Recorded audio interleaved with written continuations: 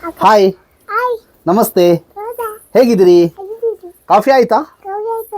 ಆಯ್ತಾ ಕಾಫಿ? ಆಯ್ತಾ ಕಾಫಿ?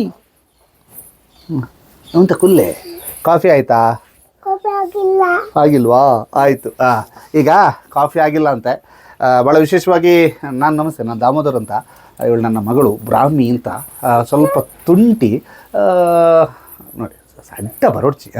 ಈಗ ಕಾಫಿ ಆಯಿತಾ ವಿಶೇಷ ಕಾರ್ಯಕ್ರಮದಲ್ಲಿ ನಮ್ಮ ಬಾಸ್ ಅವರು ನಮಗೆ ಬಹಳ ಆತ್ಮೀಯರು, ಬಹಳ ಖುಷಿಯಾಗಿ ಅವರು ಕಾರ್ಯಕ್ರಮ ನಡೆಸ್ಕೊಡ್ತಾರೆ. ವಿಜಯ್ ಅಂತ ಅವರ ಒಂದು ನಾಲೆಜ್ ಇರ್ಬೋದು, ಅವರ ನಾಲೆಜನ್ನು ಹೀಗೆ ಹೊರಹರಿಸ್ತಾ ಇದ್ದಾರೆ. ಕಾಫಿ ಆಯಿತಾ ವಿಶೇಷ ಕಾರ್ಯಕ್ರಮದಲ್ಲಿ ಅವರು ಭಾಗಿಯಾಗಿ ಬಹಳ ಅದ್ಭುತವಾಗಿ ಮಾತನಾಡ್ತಾರೆ. ಜೊತೆಗೆ ಒಂದಷ್ಟು ವಿಶ್ಲೇಷಣಾತ್ಮಕವಾಗಿ ಈ ಕಾಫಿ ಆಯಿತಾ ಚಾನಲನ್ನು ಮಾಡ್ತಾ ಇದ್ದಾರೆ.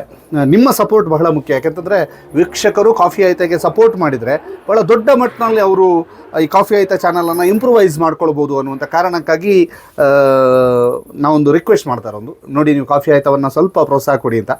ಮತ್ತೊಂದು ಕಡೆಯಿಂದ ಅವ್ರದ್ದು ಇನ್ನೊಂದಷ್ಟು ಚಾನಲ್ಗಳಿದ್ದಾವೆ, ಅವೆಲ್ಲದಕ್ಕೂ ಕೂಡ ಸಬ್ಸ್ಕ್ರೈಬ್ ಆಗಿ ಕಾಫಿ ಆಯಿತಾದಲ್ಲಿ ಏನಿರುತ್ತೆ ಅಂತ ಕೇಳಿದಾಗ, ಕಾಫಿ ಆಯಿತಾದಲ್ಲಿ ಪ್ರಚಲಿತ ವಿದ್ಯಮಾನಗಳ ಬಗ್ಗೆ ಬಹಳ ವಿಶೇಷವಾದಂತಹ ಆಸ್ಥೆಯನ್ನು ವಹಿಸಿಕೊಂಡು ಮಾತಾಡ್ತಾರೆ. ಜೊತೆಗೆ ಒಂದು ಸೈಡಿಗೆ ಮಾತನಾಡುವಂಥದ್ದಲ್ಲ, ಬದಲಾಗಿ ಎಲ್ಲ ರೀತಿಯಂಥ ವಿಶ್ಲೇಷಣಾತ್ಮಕವಾಗಿ ಮಾತಾಡ್ತಾರೆ. ಕೆಲವು ಸಲ ಅನಿಸುತ್ತೆ ಕಾಂಗ್ರೆಸ್ನವ್ರಿಗೆ ಅನಿಸುತ್ತೆ ಇವರು BJP ಫೇವರ್ ಅಂತ, ಕೆಲವು ಸಲ BJP ಅವರಿಗೆ ಅನಿಸುತ್ತೆ ಇವರು ಕಾಂಗ್ರೆಸ್ ಫೇವರ್ ಅಂತ.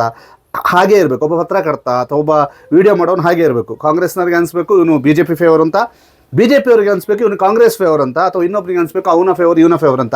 ಯಾಕೆ ಅಂತೇಳಿದ್ರೆ, ನಿಜ ಹೇಳಿದಾಗ ಎಲ್ಲರಿಗೂ ಒಂದು ಸೈಡಲ್ಲಿ ಫೇವರ್ ಅಂತ ಅನಿಸುತ್ತೆ. ಹಾಗೆ ಅನಿಸ್ಲೇಬೇಕು.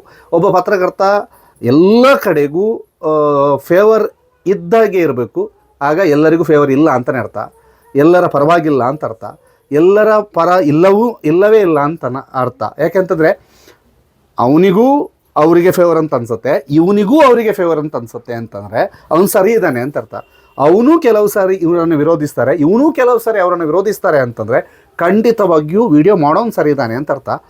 ನಾನು ಕಾಫಿ ಆಯ್ತದ ಕೆಲವೊಂದು ಎಪಿಸೋಡ್ಗಳನ್ನು ನೋಡ್ತಾ ಇದ್ದೆ. ನಾದಬ್ರಹ್ಮ ಹಂಸಲೇಖ ಅವರ ಎಪಿಸೋಡನ್ನು ನೋಡ್ತಾ ಇದ್ದೆ, ಅದರ ಜೊತೆಗೆ ಬೇರೆ ಬೇರೆ ಎಪಿಸೋಡ್ಗಳನ್ನು ನೋಡ್ತಾ ಇದ್ದೆ. ಕೆಲವೊಂದು ಟೈಮ್ನಲ್ಲಿ ಬಹಳ ವಿಶೇಷವಾಗಿ ಆ ಎಪಿಸೋಡ್ಗಳು ಬಹಳಷ್ಟು ಜನಮನ್ನಣೆಯನ್ನು ಪಡೆದುಕೊಂಡಿದೆ, ಕಾಮೆಂಟ್ಗಳನ್ನು ಪಡೆದುಕೊಂಡಿದೆ.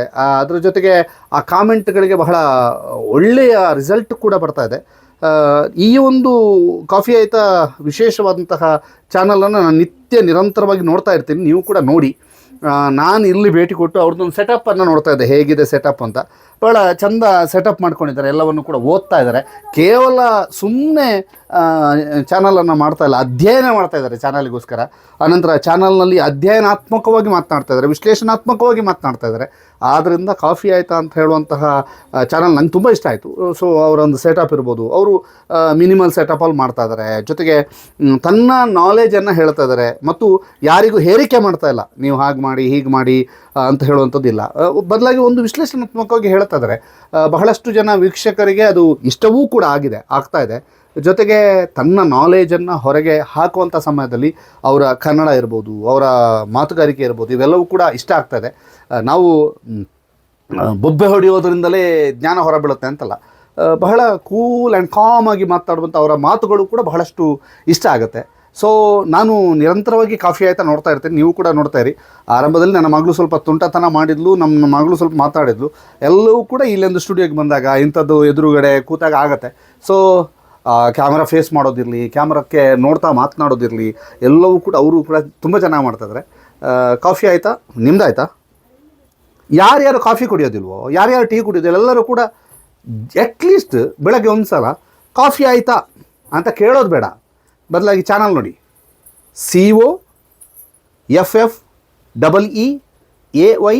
COFFEEAYTHA ಸಬ್ಸ್ಕ್ರೈಬ್ ಮಾಡಿ. ಆನಂತರ ಬೆಲ್ ಬಟನ್ ಒತ್ತಿ. ಡೈಲಿ ಒಳ್ಳೊಳ್ಳೆ ಸಬ್ಜೆಕ್ಟ್ಗಳನ್ನು ಕೊಡ್ತಾ ಇರ್ತಾರೆ. ಓಕೆ ಅಲ್ಲ? ಡನ್. Thank you.